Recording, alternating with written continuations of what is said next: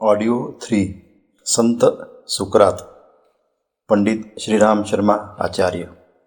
इसी प्रकार गांधी जी ने सांप्रदायिक एकता अथवा मनुष्य मात्र को एक ही ईश्वर का बनाया हुआ सिद्ध करने के लिए अपने प्राण दे डाले। उनके बलिदान के फल से मुसलमान भी भारत के एक अंग बनकर इस देश में टिके रह सके, अन्यथा उनके हत्यारे तो यही सोच रहे थे कि महात्मा गांधी का अंत करके सांप्रदायिक एकता का भी अंत कर डालेंगे। इस प्रकार के हत्याकारियों की दृष्टि बहुत सीमित होती है और वे अपने जघन्य कृत्य के दूरवर्ती परिणाम को देखने में समर्थ नहीं रहे। इतिहास में ऐसे उदाहरण केवल ये दो ही नहीं है, वरन और भी कितने ही पाए जाते हैं। महात्मा ईसा को जेरूशलम के न्यायाधीशों ने गरीबों का पक्ष लेने पर क्रॉस सूली पर लटका दिया, पर इससे उनके सिद्धांतों का अंत नहीं हो गया, वरन आज आधी दुनिया उनके सामने मस्तक झुकाती है।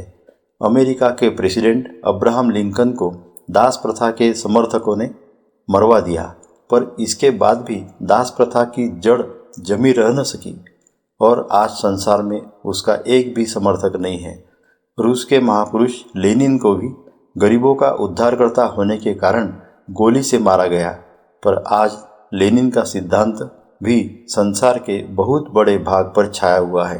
मनुष्य कुछ वर्ष पूर्व ही हबशी समस्या के लिए अमेरिका के प्रेसिडेंट केनेडी और डॉक्टर लूथर किंग के प्राण इसी प्रकार लिए गए, पर हबशियों को समान अधिकार दिए जाने का आंदोलन इन घटनाओं से रुक जाने के बजाय दिन पर दिन बढ़ ही रहा है और अब उससे अमेरिका ही नहीं समस्त संसार के हबशियों के मुक्ति आंदोलन का रूप ले लिया है।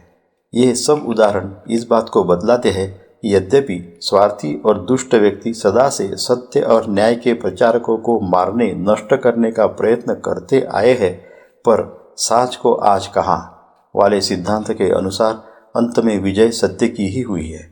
यह उदाहरण समस्त समाजसेवियों, परमार्थगामियों और न्याय के समर्थकों को साहस प्रदान करते हैं कि वे सामयिक कठिनाइयों से भयभीत न हो। उनकी सफलता निश्चित है। सत्य के सामने झूठ और न्याय के सम्मुख अन्याय अधिक समय तक नहीं ठहर सकता। सुकरात के समय का यूनानी समाज। सुकरात ने आत्मा, ज्ञान और सदाचार के संबंध में जो उच्च विचार प्रकट किए और उनके मतानुसार स्वयं आचरण करके दिखलाया, उसका महत्व उस समय और बढ़ जाता है जब हमको यह पता लगता है कि वे ऐसे युग और समाज में उत्पन्न हुए थे जो मुख्यतया सैनिक समाज था और जिसमें अध्यात्म साधना की कोई संभावना न थी। अब से 2500 वर्ष पूर्व यूनान और उसके आसपास का समाज मुख्यतया दो विभागों में बटा रहता था, एक स्वामी और दूसरा दास। उस समय दास खरीदे और बेचे जाते थे और उन पर स्वामी का उसी प्रकार पूर्ण अधिकार होता था जैसा गाय, भैंस, बकरी आदि पर उनके स्वामियों का होता है। वे लोग इन पशुओं को चाहे अच्छी तरह रखे, चाहे नित्य डंडों से मारे पीटे और चाहे उनको काट डाले, कोई उनसे कुछ कहने वाला नहीं होता। उस जमाने में प्रायः विभिन्न प्रदेशों और जातियों में युद्ध हुआ करते थे और उनमें जो व्यक्ति पकड़े जाते थे वे ही दास बना लिए जाते थे। वे अपने स्वामियों की अचल संपत्ति की तरह होते थे जिनको वे इच्छानुसार खरीद और बेच सकते थे और उनसे हर तरह का काम करा सकते थे। दूसरा नियम उस समय यह था, प्रत्येक नागरिक को देश की सेना में भर्ती होकर राज्य की आज्ञानुसार युद्धों में भाग लेना पड़ता था। यद्यपि उस समय यूनान के अधिकांश भागों में प्रजातांत्रिक ढंग से नगर राज्य स्थापित थे, तो भी उन पर कुछ प्रसिद्ध और कुलीन पुरुषों का आधिपत्य होता था जो बहुत से कार्य अपने लाभ की दृष्टि से भी कराया करते थे। आरंभ में तो सुकरात ने अपना पैतृक पेशा मूर्तियों का बनाना किया, पर बाद में राजकीय नियमानुसार उन्हें भी सैनिक बनकर 50 वर्ष की आयु तक सेना के कर्तव्यों का पालन करना पड़ा था।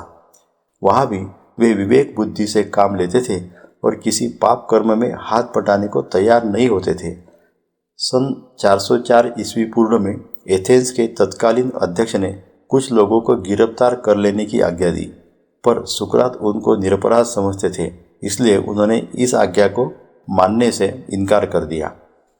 इसलिए उन्होंने इस आज्ञा को मानने से इनकार कर दिया। राजाज्ञा की अवज्ञा के कारण उनको भी प्राणदंड दिया जाता, पर उसी समय प्रजा ने उस शासक के विरुद्ध विद्रोह कर दिया और इससे उस घटना का वही अंत हो गया। उस समय सैनिक ही समाज के मुख्य अंग थे, इसलिए प्रत्येक बालक को आरंभ से ही व्यायाम करने और शस्त्र संचालन की शिक्षा दी जाती थी। जिस प्रकार आजकल प्रत्येक बालक के लिए स्कूल जाकर पढ़ना लिखना सीखना आवश्यक माना जाता है, इसके बिना उसका समाज में कोई मान नहीं होता और न वह सुखी जीवन व्यतीत कर सकता है, उसी प्रकार उस समय सभी को व्यायामशालाओं में जाकर शरीर को खूब मजबूत और कष्ट सहिष्णु बनाना पड़ता था और उस जमाने के हथियार, तीर, तलवार, भाला आदि के प्रयोग का भरपूर अभ्यास करना पड़ता था।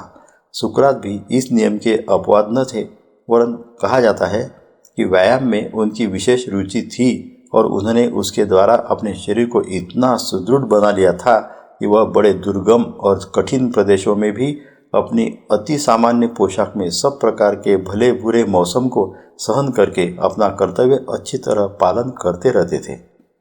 सुकरात और उनकी पत्नी। कुछ महापुरुषों की तरह सुकरात की गणना ऐसे व्यक्तियों में की जाती है जिनकी पत्नी उनके प्रतिकूल स्वभाव की होती है, पर उन्होंने आजन्म उसको निभाया और उसके साथ उदारता का व्यवहार किया।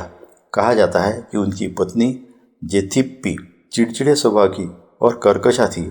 उधर सुकरात अत्यंत शांत, प्रेमी स्वभाव वाले और सीधे साधे थे, इसलिए इनके साथ लड़ते झगड़ते रहना और इस तरह से तंग करना उसके लिए साधारण बात थी।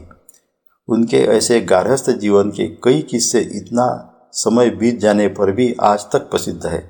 एक दिन जेथिप्पी किसी बात पर सुकरात पर बहुत नाराज हो गई और बड़ी देर तक खूब बकती झकती रही, पर सुकरात अपने स्वभाव के अनुसार शांत ही रहे और उन्होंने उसकी बातों पर कुछ भी ध्यान न दिया।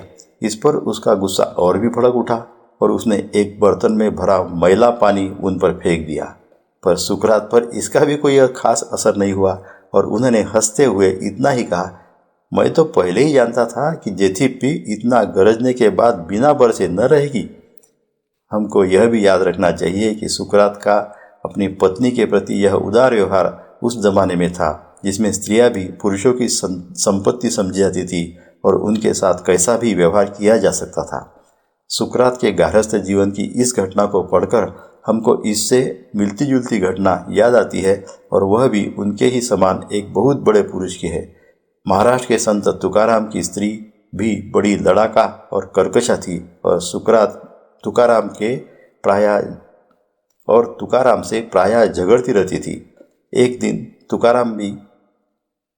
तुकाराम किसी अन्य गांव से आ रहे थे तो किसी किसान ने उनको बहुत से गन्ने दे दिए, पर जब वे अपने गांव में पहुंचे तो रास्ते में ही लड़के उनसे गन्ने मांगने लगे। वे उनको एक एक गन्ना देने लगे, यहाँ तक कि घर पहुँचते पहुँचते उनके पास केवल एक गन्ना रह गया। वह उन्होंने अपनी स्त्री को दे दिया। इस पर वह इतनी क्रोधित हो गई कि उनने गन्ने को उनके पीठ पर दे मारा। गन्ना बीच से टूटकर 2 टुकड़े हो गए। तुकाराम ने यह देखकर कहा, देवी जी, यह तो आपने बड़ा ठीक हिसाब लगाया। गन्ने के अब 2 टुकड़े हो गए, एक तुम चूस लो और दूसरा मैं लिए लेता हूँ। एक बार जेथिप्पी ने बाजार में ही सुकरात से झगड़ा किया और उनका कोट फाड़ डाला। यह देखकर सुकरात के मित्र बड़े नाराज हुए और उन्होंने कहा कि जेथिप्पी को इसका दंड अवश्य दिया जाना चाहिए। पर सुकरात ने कहा, जिस प्रकार सहिष् दुष्ट घोड़ों के साथ रहकर उन्हें ठीक करने का प्रयत्न करते हैं, उसी प्रकार मैं भी एक चिड़चिड़े स्वभाव वाली स्त्री के साथ रहता हूँ और जिस प्रकार यदि सहिष् उस दुष्ट घोड़े पर काबू पा लेता है तो अन्य घोड़ों को तो वह आसानी से वश में रख सकता है, उसी प्रकार जेथिप्पी के दुर्व्यवहार का मुकाबला करता हुआ मैं समस्त संसार का सामना करने का अभ्यास करता हूँ।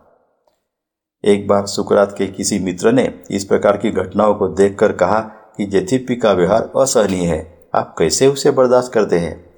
सुकरात ने कहा, जिस प्रकार आप अपनी पालतू बतखों की घे को सुनते रहते हैं, उसी प्रकार मैं भी इसकी बातों को सुनने का अभ्यस्त हो गया हूँ। मित्र ने कहा, परंतु बतखें तो मुझे अंडे और बच्चे देती है। सुकरात ने उत्तर दिया, जेथिप्पी भी मेरे बच्चों की माँ है। एक बात यह भी थी कि अपना अधिकांश समय निस्वार्थ भाव से लोक शिक्षण में लगा देने पर सुकरात के पास अपने जीवन निर्वाह की तरफ ध्यान देने को बहुत कम समय बचता था। इससे उनको सदैव बहुत गरीबी में समय व्यतीत करना पड़ता था। वे स्वयं अत्यंत सादगी के साथ रहते थे और भोजन के साथ अचार, चटनी, रायता जैसी जायकेदार चीज़ों की कभी इच्छा नहीं कर रखते थे। एक बार कुछ धनी व्यक्तियों को उन्होंने भोजन के लिए आमंत्रित किया। जेतीपी ने भोजन के घटिया होने पर असंतोष प्रकट किया तो सुकरात ने कहा, अगर वे समझदार होंगे तो उन्हें सीधे सादे भोजन में कोई खराबी नहीं जान पड़ेगी, और यदि वे मूर्ख है तो मूर्खों के कथन से लज्जित होने की कोई बात ही नहीं। इस प्रकार सुकरात तो अपने दार्शनिक ज्ञान और आत्मनियंत्रण के कारण प्रत्येक स्थिति में प्रसन्न और संतुष्ट रहते थे, पर जेतीपी जैसी सामान्य स्त्री से इस प्रकार की आशा करना व्यर्थ थी। इस कारण से भी यदि उसकी कटुता में कुछ वृद्धि हो गई तो कोई आश्चर्य नहीं। कुछ भी हो, सुकरात ने अपना गारस्थ जीवन सुख दुख और असुविधाओं की परवाह न करके अच्छी तरह निभाया, और जो लोग जरा जरा सी बातों पर तलाक की तैयारी करने लगते हैं अथवा अपने जीवन का अंत करके झंझटों से छुटकारे की कोशिश करते हैं, उनके लिए एक उत्तम उदाहरण छोड़ गया। अपने सांसारिक जीवन में भी उसने आध्यात्मिकता की महत्ता को सिद्ध करके दिखा दिया। वास्तव में आत्मज्ञानी की निगाह में संसार के जो छोटे बड़े उतार चढ़ाव एक खेल की तरह जान पड़ते हैं, वे ही धन तथा सुख के लिए मारे मारे फिरने वाले भौतिकवादी के लिए जीवन मरण के प्रश्न बन जाते हैं। यही कारण है कि संसार में सबसे अधिक धनी देश अमेरिका में प्रतिवर्ष लाखों व्यक्ति आत्महत्या कर डालते हैं, जबकि करोड़ों लोगों को भरपेट रोटी भी न मिलने पर भारत में इस प्रकार अपने जीवन का अंत करने वालों की संख्या अपेक्षाकृत बहुत कम है।